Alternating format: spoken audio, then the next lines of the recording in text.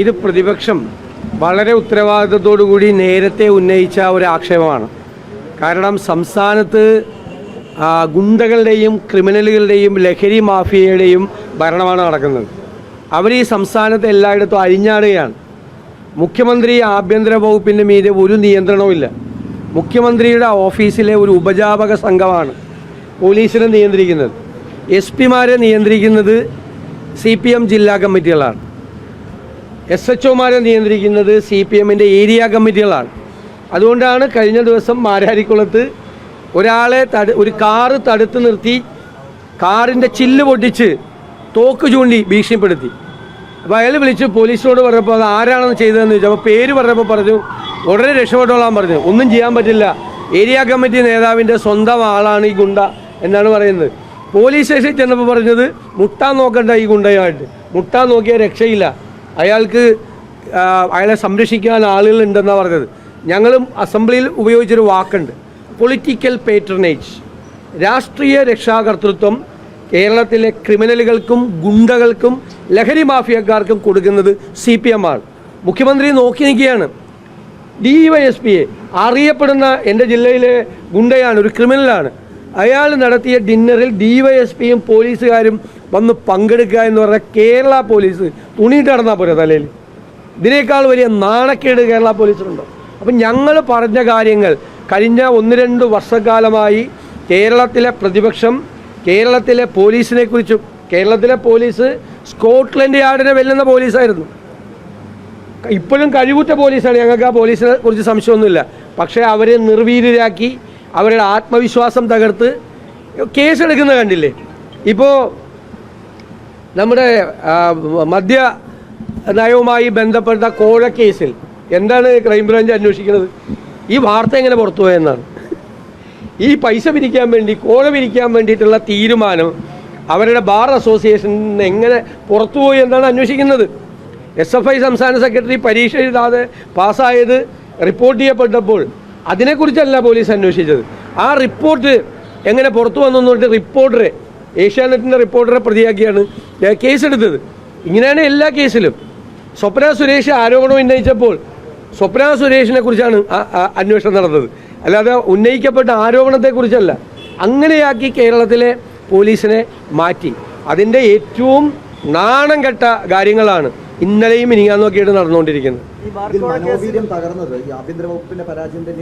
ഉറപ്പായിട്ടും ഞാൻ പറഞ്ഞല്ലോ, മുഖ്യമന്ത്രി നിസ്സംഗനായി നിൽക്കുകയും മുഖ്യമന്ത്രിയുടെ കയ്യിൽ നിന്ന് ഈ അധികാരം മുഖ്യമന്ത്രിയുടെ ഓഫീസിലെ ഒരു ഉപജാപക സംഘം തട്ടിയെടുത്തിരിക്കുകയാണ്. എന്നിട്ട് പാർട്ടിയാണ്, എല്ലാ സ്ഥലത്തും പാർട്ടിയാണ്. പാർട്ടിയിലെ ചില നേതാക്കന്മാർ ഈ ക്രിമിനലുകൾക്ക്, ആലപ്പുഴ ജില്ലയിലൊക്കെ നിങ്ങളൊന്ന് ചെന്ന് അന്വേഷിച്ച് നോക്കിയാൽ അറിയാം, വലിയ സംഘർഷത്തിലേക്ക് പോവുകയാണ്. എല്ലാത്തിൻ്റെയും പുറകിൽ പാർട്ടിയിലെ ചില ക്രിമിനലുകളെ എല്ലാ സംരക്ഷണവും കൊടുക്കുന്ന, തണൽ കൊടുക്കുന്ന ആളുകളാണ് നിൽക്കുന്നത്. അപകടകരമായ നിലയിലേക്ക് കേരളം പോവുകയാണ്. ഞാൻ ചോദിക്കട്ടെ, എത്ര വീടുകളാണ് ഈ ഗുണ്ടകൾ കേരളത്തിൽ ആക്രമിക്കുന്നത്? ഏതെങ്കിലും ഒരു ലഹരി മരുന്ന് സംഘത്തെക്കുറിച്ച് ഒരു വിവരം കൊടുത്താൽ അവൻ്റെ വീട് 24 മണിക്കൂറിനകം ആക്രമിക്കപ്പെടുകയാണ്. അവന് ആര് സംരക്ഷണം കൊടുക്കും? അവരാണ്, അവരുടെ കൺട്രോളിലാണ് എല്ലാ സ്ഥലങ്ങളിലും, എല്ലാ ഇടങ്ങളിലും നടക്കുന്നത്. ഒരു ആഭ്യന്തരമന്ത്രി വേണമെന്ന് പത്രം പോലും, സംസ്ഥാന മുഖപത്രം പോലും ആവശ്യപ്പെടുന്ന സാഹചര്യം ഉണ്ടാകും. അല്ല, ആഭ്യന്തര വകുപ്പ് തികഞ്ഞ പരാജയമാണ്. ഇത് സാധാരണ പറയുന്നതല്ലോ.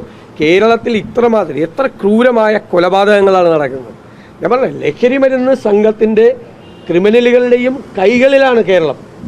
അവരാണ്, അവരുടെ ദയാവായ്പിലാണ് കേരളത്തിലെ പാവങ്ങൾ എത്ര നിരപരാധികളാണ് ക്രൂരമായ മർദ്ദനമേറ്റ് വാങ്ങിയത്. എത്ര സ്ത്രീകളെയാണ് മർദ്ദിക്കുന്നത്. വീടിനകത്ത് കയറി അമ്മമാർക്കും വൃദ്ധരായ ആളുകളെ പോലും നോട്ടമില്ലാതെ ക്രൂരമായി മർദ്ദിക്കുകയാണ് ഗുണ്ടകൾ വന്നിട്ട്. ഇവിടെ ആർക്ക് വേണേലും കൊട്ടേഷൻ കൊടുക്കുക. ജയിലിൽ കിടന്ന ക്രിമിനലുകൾ കൊട്ടേഷൻ കൊടുക്കുന്ന കാലമാണ്. മാധ്യമപ്രവർത്തകർക്കൊന്നും ഒരു കാര്യമില്ല. അതായത് ഫോറസ്റ്റിനെ കുറിച്ച് പരാതി കൊടുത്തതിനാണ് പിടിച്ചുകൊണ്ട് പോയത്. മാധ്യമപ്രവർത്തകർക്കെതിരായി എത്ര കേസുകളാണ് കേരളത്തിലെടുത്ത്?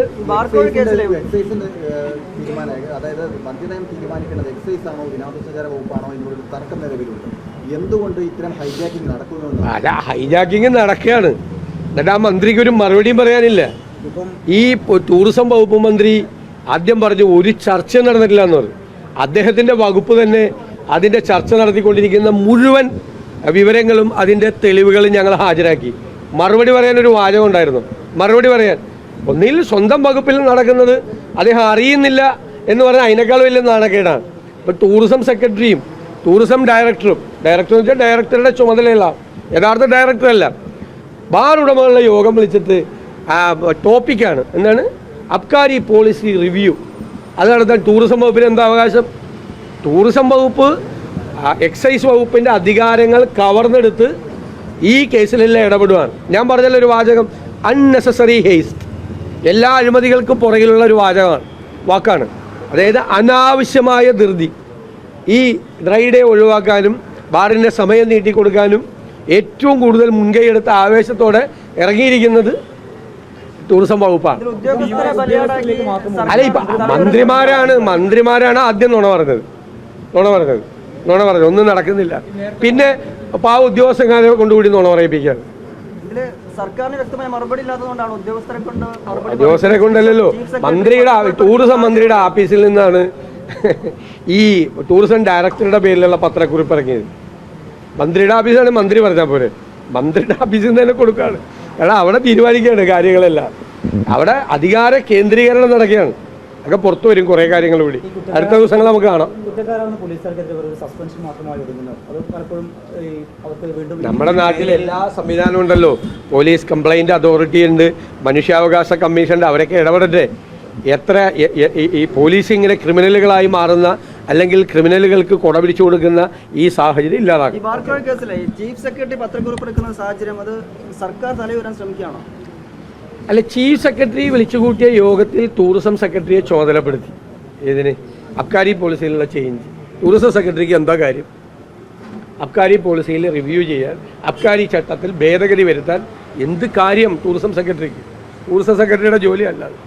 അപ്പോൾ മന്ത്രി രാജേഷ് പറയട്ടെ, അദ്ദേഹത്തിൻ്റെ വകുപ്പ് ഇപ്പോൾ ഉണ്ടോ, കയ്യിലുണ്ടോ, അല്ലെ വേറെ ആരെങ്കിലും കയ്യിലായിരിക്കണേ.